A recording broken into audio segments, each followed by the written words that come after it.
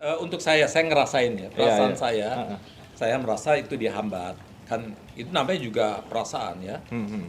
Jadi boleh kan opini ya. Oke. Hanya karena saya eh, punya ide A, B, C dan sebagainya kadang-kadang dianggap ini terlalu nekat, terlalu nggak berani misalnya, terlalu berani. Misalnya, oh kita mau bikin ini, ada hambatan dan seterusnya gitu. Jangan langsung nyerah, itu aja sih sebenarnya. Jangan langsung nyerah Ya, ya. cobain aja. Nah, tadi mungkin bisa akses berusaha lah berjejaring dengan yang lain untuk bisa menggerakkannya gitu.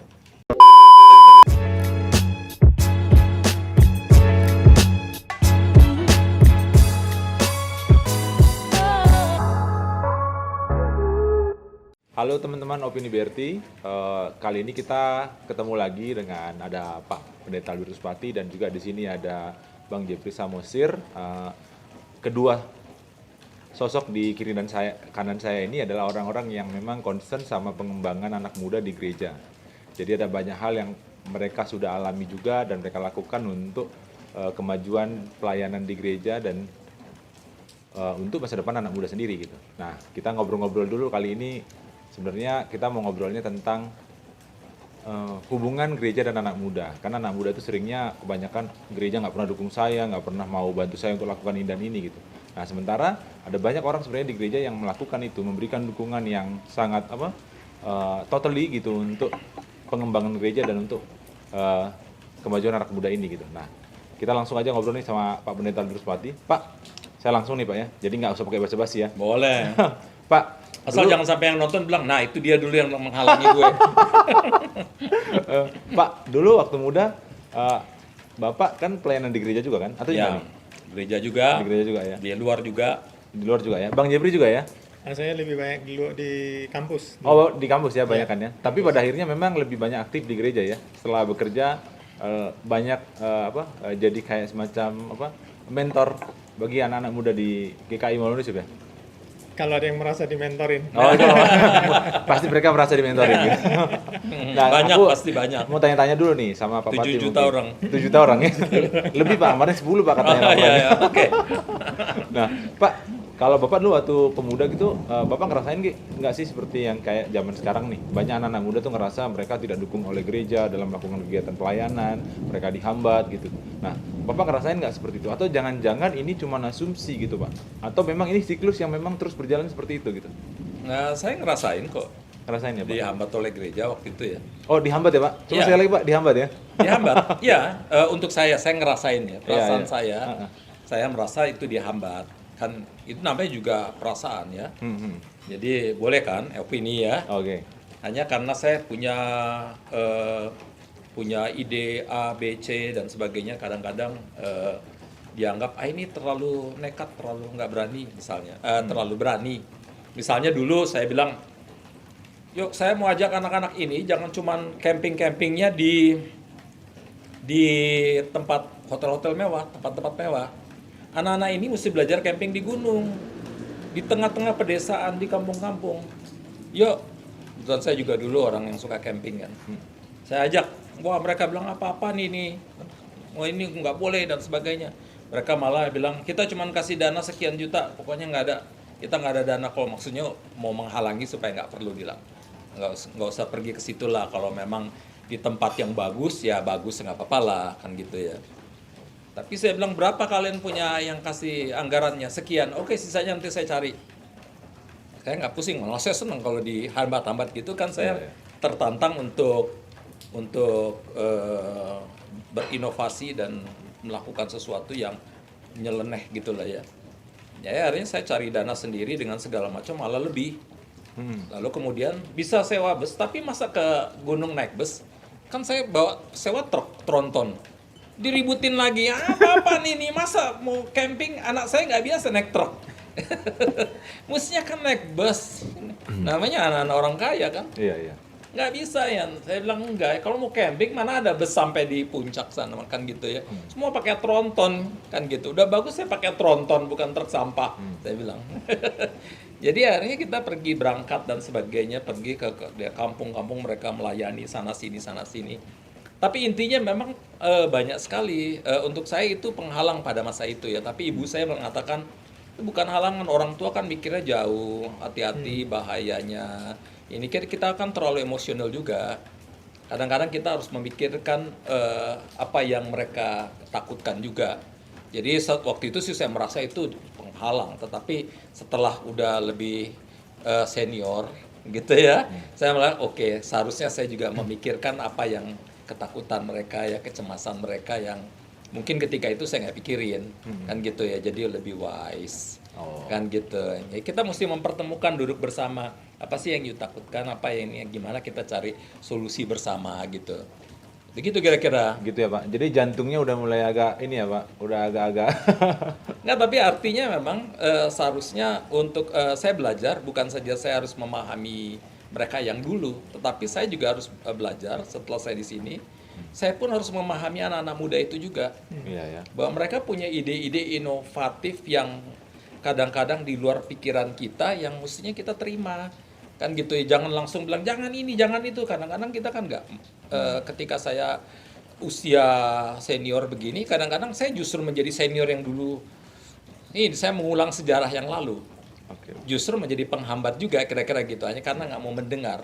Saya pikir karena saya lebih pintar, saya lebih usia tua, saya lebih banyak makan asam garam, kalian kan baru, saya lebih tahu. Itu menurut saya kepongahan atas dasar usia. Atas Gitu ya. dasar usia ya. Iya, dan sebetulnya usia berapapun sekarang kita harus belajar mendengar, saling mendengar lah. Kira-kira begitu. Oke Pak, nah ini langsung ke Bang Jepri berarti sekarang. Ya. Kan Bang Jepri penatua yang cukup aktif dulu di 10 tahun terakhir ya, 15 tahun terakhir ya, cukup aktif jadi penatua dan Bukan cukup- cuma aktif, apa? malah ini khotbahin ceramain pendeta. Oh iya, sempet dimarahin nggak? Nah, Dan pendetanya terbungung-bungung. ya, dan Bang Jepri Samosir ini khususnya di GKI Melon Yusuf cukup cukup kami yang muda-muda dan juga teman-teman yang di bawah angkatan saya itu cukup merasa terakomodir segala apa yang kami harapkan terjadi Ya. di masa-masa kami aktif jadi pemuda dan juga bahkan remaja ya. Ya. Jadi, nah aku mau tanya nih Bang, apa dasarnya Abang mau mendukung anak-anak muda ini? Karena di dalam dalam dinamikanya kan juga pasti ada juga yang setuju dan nggak setuju. Ketika misalnya kita contoh misalnya pemuda mau camping gitu kan, terus majelisnya ada yang mempertanyakan, bahkan ada yang nggak memperbolehkan gitu karena alasan tertentu gitu. Dan Abang sendiri kan pasti di dalam memperjuangkan ini kan pasti ada juga tantangannya gitu. Nah, jadi pengen tanya nih, apa dasarnya Abang mau kita yang merasa bahwa Abang salah satu orang yang jadi role model buat kami gitu yang mendukung. supporting Apa ya. dasarnya Abang mau melakukan itu gitu? Iya, yang paling pertama sih sebenarnya simple ya, Pak Pati tadi bilang tuh. Jadi maksudnya kita berusaha untuk mendengarkan kan sebenarnya ya apa yang dibutuhkan supaya kita bisa melayani kan. Iya. Karena kalau kita nggak tahu apa yang mau kita layani kan nonsens juga ya. Iya, iya, iya. Ibaratnya tadi kita bilang saya mau melakukan tugas pelayanan saya sebagai penatua dengan baik dan seterusnya, tapi kita nggak tahu apa yang mau kita lakukan, ya konyol juga gitu. Nah, saya merasa ketika anak-anak muda itu menyampaikan keinginannya itu udah seperti langkah positifnya gitu loh, langkah Oke, awalnya. iya, iya. Artinya dia bisa menyorakan apa yang menjadi kebutuhannya. Nah, dari situ kita lebih mudah untuk mengatakan, mendorong, mengarahkan tadi, menuntun gitu ya, memberi advice dan seterusnya. Itu aja sih sebenarnya.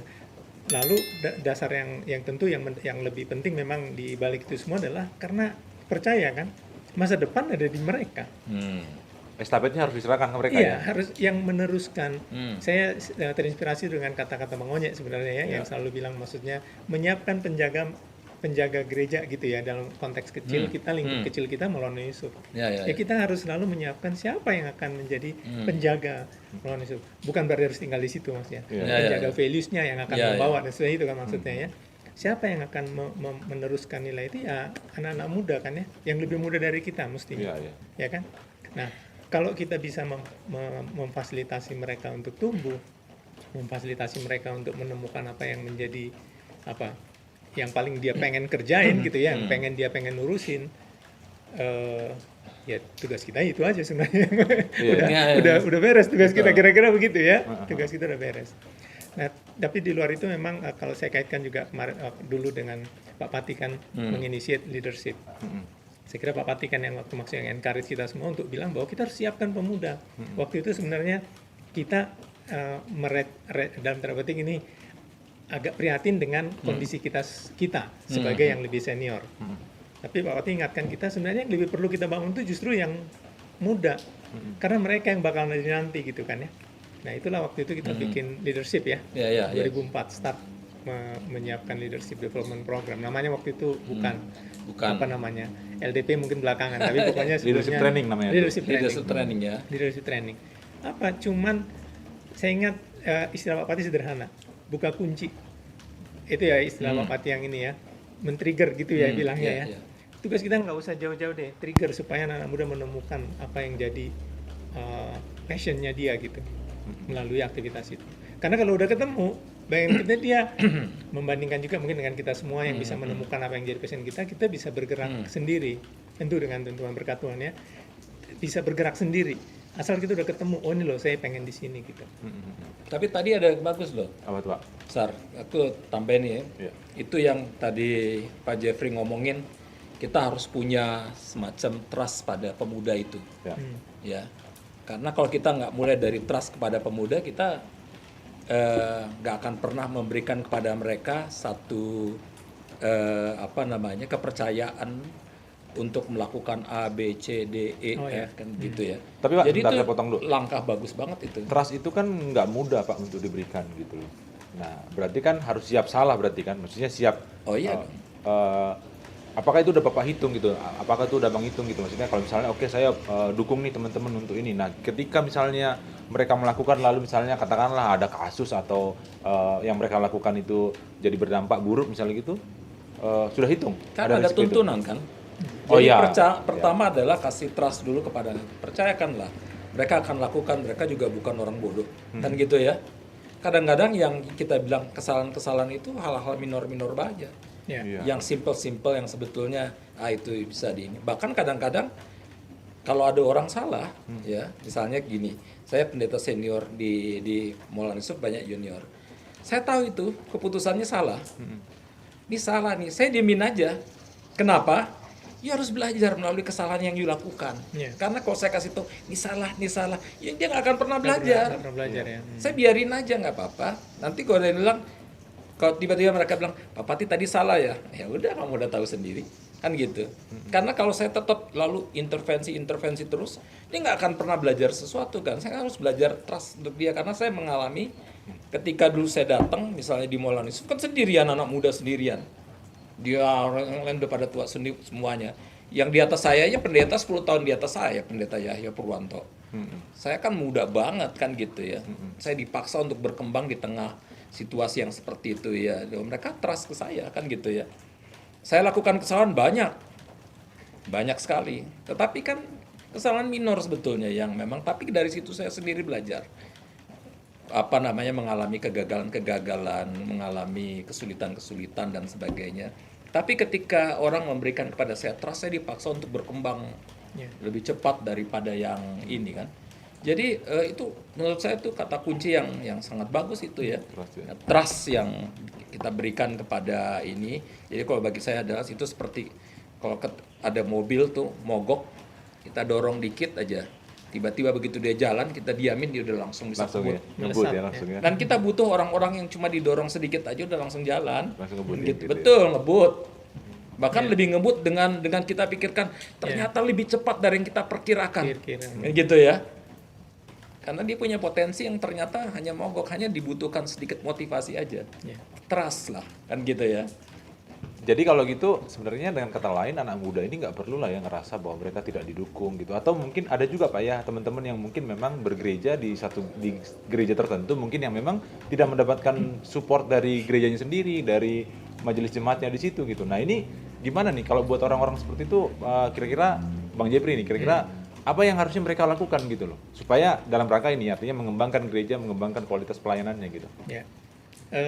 Saya nggak bermaksud menyimpulkan hanya ini dulu ya, kasusnya ya. Tetapi yang saya dalam pemahaman saya itu ada dua case yang umum. Yang pertama, pemuda minta disuapin, gitu. Nah, ini case pertama nih. Nah yang kedua, memang dia sudah punya inisiatif, tapi memang terhambat karena karena kita sebagai gereja mungkin lebih berorientasi kepada ketertiban tadi ya, Oke. keteraturan gitu, katakanlah kayak program. Oh kalau nggak bisa ubah program sekarang, nanti tunggu tahun depan, kira-kira begitu ya, ketertiban memang itu. Flexibility-nya nggak ada. Iya, kita ambil di sini. Kalau yang pertama ini, memang tantangannya menurut saya adalah di teman-teman pemuda sendiri. Ya, kalau masih berpikir di Suapi, mungkin kalau kasus case-nya GKI atau MY, mungkin jangan expect lah kalau bayangan saya. Iya. Itu bukan budaya kita gitu loh, bayangkan gitu. Jadi kalau seperti dinabobokan nih, kalau bayangan saya malah ya, dengan disuapin itu dinabobokan. Tapi kalau diberi maksudnya kalau ada tadi hambatan yang seperti yang disebutkan, dia udah punya ide dan seterusnya, jangan nyerah, itu aja sebenarnya saya bayangkan. Karena di kita budaya ini sebenarnya budaya yang bisa dibilang yang sangat dinamis ya. Saya nggak ingin melebihkan GKI ini ya, tapi maksudnya kita termasuk yang sebenarnya termasuk yang sangat dinamis ya Pak Pati ya. Lihat aja dari pengajaran-pengajaran yang diberikan gitu kan ya. Apa yang katakan yang cukup baru, fresh gitu, pasti kita kayak bersedia untuk masuk ke sana, gitu. Nah, berani kita. Berani, iya. Nah, kalaupun ada tantangan, misalnya, kita mau bikin ini, ada hambatan dan seterusnya gitu, jangan langsung nyerah, itu aja sih sebenarnya. Jangan langsung nyerah. Ya, cobain aja. Nah, tadi mungkin bisa akses berusaha lah berjejaring dengan yang lain untuk bisa menggerakkannya gitu. Tapi kalau yang pertama tadi harus diubah. Jangan berpikir untuk disuapin gitu, gitu ya. Karena sekarang ini kan zamannya kompetitif juga ya Pak, perkembangan sekarang juga gitu ya, era sekarang ya, kalau kita kaitkan gitu kan, bahwa gereja kan makin banyak tantangannya, anak muda juga makin banyak tantangannya, kira-kira gitu kan. Iya, selain banyak tantangan juga, tapi anak muda sekarang ini karena mereka hidup di era digital ya, itu mereka kan seringkali overthinking juga. Iya. Jadi nggak berani lakukan ini, tungguin apa kata orang, apa ini nanti orang bilang apa. Karena hidup ini kita seperti dalam akuarium semuanya. Orang suka atau tidak suka kita dinilai begitu banyak orang. Kalau kita masa bodoh orang mau nilai apapun nggak ada masalah kan gitu ya. Kita udah bisa jadi diri kita sendiri. Tapi anak-anak muda ini dalam krisis loh. Krisis yang luar biasa. Mereka kayak nanti orang ngomong apa ke aku, atau orang ngomong bercanda saja misalnya ya, yuk kok jadi gemuk gini, dia langsung bisa stres kan gitu ya.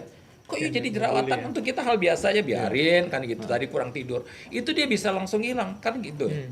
Itu oleh karena itu memang kita pertama memang kita harus hati-hati juga berkata-kata, ini dunia udah agak berubah.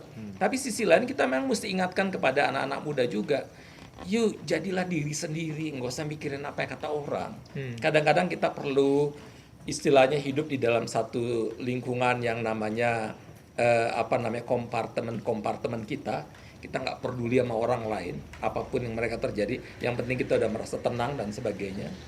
Jadi lakukan the best yang bisa you lakukan, gak usah pikir apa kata orang. Soal nanti gagal nggak ada masalah, itu bagian dari proses kehidupan kok, gitu kan ya. Coba dan terus mau belajar ya Pak. Iya. Jangan nyerah gitu. Iya. Dan kita sepakat bahwa gereja dan anak muda itu harus sinergis ya Pak. Betul. Karena keduanya itu memang perpaduan kalau temanku bilang itu duet maut kira-kira gitu ya, untuk mengembangkan ke depan. Karena seperti tadi Bang Jeffrey juga bilang, ya siapa lagi yang meneruskan gereja, nanti kan anak-anak muda juga gitu ya Bang. Iya. Nah, jadi aku punya pertanyaan terakhir nih. Kira-kira bukan kira-kira sih, buat abang dan bapak nih, apa yang gereja yang seperti apa yang bapak dan abang pikirkan gitu ya ke depan gitu, dan apa yang kira-kira kita juga generasi sekarang ini harus lakukan supaya kita juga memang bisa terus jadi mengurangi juga gesekan-gesekan di gereja tadi, seperti misalnya merasa tidak didukung, merasa dihambat segala macam itu tadi gitu. Nah itu gimana menurut bapak dan abang, gimana ke depan gereja yang bapak dan abang harapkan itu seperti gimana, dan anak muda harus gimana, karena tantangan juga makin kompetitif kan. Ya, aku dulu ya. Ya. Ya, pendeta belakangan selalu. pendeta penutup. Ini memang tantangan luar biasa ya. Kita tentu sebagai gereja menjalani praktek bergereja yang sekarang kita pegang ini, mungkin kalau mau di konvensi ratusan tahun kan gitu ya. Kita pegang. Tapi kehidupan sekarang ini berubah. Sangat. Ya, terutama di katakanlah 20 tahun terakhir ini ya. Dan itu betul-betul mengubah apa yang menjadi mungkin seperti Pak Wali tadi bilang ya, psikologi manusianya juga mungkin berubah gitu. Cara dia mengungkapkan, berkomunikasi, cara dia berpikir, cara dia berkreasi dan semua berubah. Jadi PR gereja besar menurut aku memang adalah mengejas atau mengubah kehidupan bergereja supaya kompatibel dengan kehidupan yang baru. Tentu dengan tetap memegang pada values yang apa yang jadi perjuangan gereja gitu.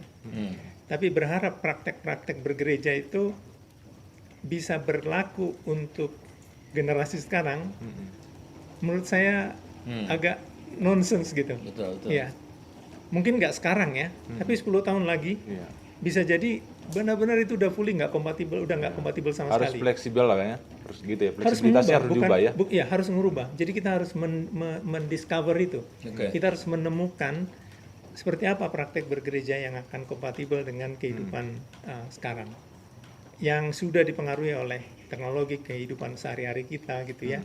Sekarang kan maksudnya bagaimana kita berinteraksi, bagaimana kita mengkonsumsi sesuatu, bagaimana kita mencari sesuatu, bagaimana kita belajar, itu sekarang semua berubah kan. Nah, kalau praktik bergerejanya masih sama dengan metode yang dulu, ini pasti jadi nggak kompatibel gitu. Dipastikan gerejanya tutup dan jadi museum ya Bang. Oh enggak, canda-canda.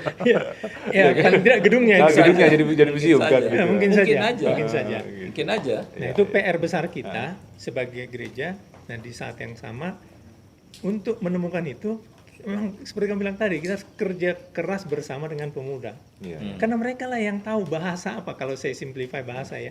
Bahasanya bahasa apa tuh yang bisa cocok? Ya, anak mudanya yang tahu sekarang. Yang mungkin usia 20 ke bawah gitu ya Pak Pati ya. Mereka lah yang ngerti, ini loh saya yang butuh ini gitu. Nah, mereka yang harus menyuarakan itu, dan kita mungkin ya tentu bareng-bareng untuk menemukan, mendiscover itu, sehingga akhirnya pelayanan gereja itu match dengan apa yang mereka butuhkan in the future, bukan hanya sekarang gitu. Oke. Ini teman-teman, ini apa tadi pesan dari penatua, sekarang giliran pendeta nih, pesan terakhir dari pendeta gimana nih? Saya cuma nyambung aja. Oh, nyambung aja sebenarnya. Karena saya setuju. Oh iya, oke. Maksud saya adalah dengan nyambung ini mengatakan begini, kita udah terlalu lama berpikir bahwa gereja tuh menyuarakan suara kenabian, berbicara dan sebagainya. Tapi pada saat-saat seperti ini kita udah saatnya mendengar loh. Udah saatnya gereja lebih banyak mendengar lah dari anak-anak muda, dari berbagai perkembangan yang kita nggak ngerti selama ini kan. Jadi bahkan dalam konteks mendengar itu kita harus bersikap rendah hati untuk apa yang perlu diubah dari kami. Jangan berpikir apa yang perlu diubah dari kamu. Selama ini gereja berpikirnya gitu. Kami ini seperti pemegang otoritas nilai dari Tuhan sana yang tugasnya untuk mengubah apa yang dan kami nggak punya salah apa-apa gitu ya. Betul. Sekarang saatnya di tengah-tengah begitu perubahan yang sangat dahsyat ini, gereja harus belajar untuk sekarang kita belajar mendengar, kita belajar membuka diri, rendah hati untuk apa yang kami harus ubah dari kami, kan gitu ya. Ini saatnya ya kami yang harus berubah, kan gitu, supaya memang dengan langkah itu gereja akan bisa ikut di dalam proses perubahan yang begitu cepat sekali. Karena kalau gereja masih tetap berpikir dengan pola yang sama, kamilah yang mengubah itu. Kami yang harus menyuarakan dan dia nggak mau mendengar, ini repot ke depan. Pak. Ini butuh gereja yang rendah hati sekarang, bukan lagi gereja yang berpikir dalam konteks imperialisme pelayanan nilai. Kami punya kebenaran dan kami akan ngatur Anda. Sekarang kebenaran tuh ada di mana-mana dan kita harus belajar banyak mendengar, gitu ya. Begitu kira-kira. Oke Pak Pati, Bang Jeffrey, ini hari ini kayaknya singkat banget obrolan kita ya. Tapi karena kita punya terbatas waktunya untuk ini, nanti kalau kepanjangan nanti kita coba di sesi berikutnya ya. Oke teman-teman, jadi ini obrolan kita tentang gereja dan anak muda. Masih banyak hal yang akan kita obrolin nanti di waktu berikutnya. Mari kita yang muda-muda juga kita mau saling mendengar, dan gereja juga mau mendengar. Kita sama-sama merubah diri, saling rendah hati lah kalau tadi kata Pak Pati dan Bang Jeffrey. Jangan juga mau menyerah gitu. Terus lakukan perubahan-perubahan dan ayo kita teruskan kelangsungan dan juga gereja. siap berubah. Iya betul, dan siap berubah juga gitu. Oke. Kalau gitu terima kasih teman-teman.